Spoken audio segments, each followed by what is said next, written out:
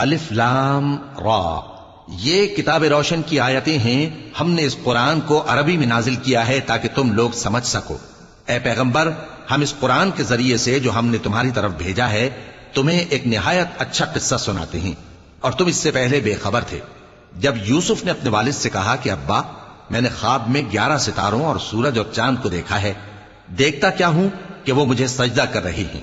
انہوں نے کہا کہ بیٹا، اپنے خواب کا ذکر اپنے بھائیوں سے نہ کرنا، نہیں تو وہ تمہارے حق میں کوئی چال چلیں گے. کچھ شک نہیں کہ شیطان انسان کا کھلا دشمن ہے، اور اسی طرح اللہ تمہیں برگزیدہ و ممتاز کرے گا اور خواب کی باتوں کی تعبیر کا علم سکھائے گا.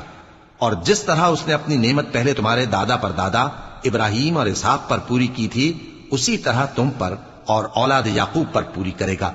بے شک تمہارا پروردگار سب کچھ جاننے والا ہے، حکمت والا ہے. ہاں، یوسف اور ان کے بھائیوں کے قصے میں پوچھنے والوں کے لیے بہت سی نشانیاں ہیں.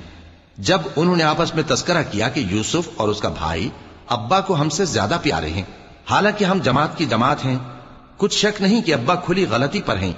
یوسف کو یا تو جان سے مار ڈالو یا کسی ملک میں پھینکاؤ، پھر ابا کی توجہ صرف تمہاری طرف ہو جائے گی، اور اس کے بعد تم نیک لوگوں میں ہو جاؤ گے. ان میں سے ایک کہنے والے نے کہا کہ یوسف کو جان سے نہ مارو، کسی اندھے کنویں میں ڈال دو کہ کوئی راہگیر اسے نکال کر کسی دوسرے ملک میں لے جائے گا. اگر تم کو کرنا ہی ہے تو یوں کرو. یہ مشورہ کر کے وہ اپنے والد سے کہنے لگے کہ ابا جان، کیا سبب ہے کہ آپ یوسف کے بارے میں ہمارا اعتبار نہیں کرتے، حالانکہ ہم اس کے خیر خواہ ہیں.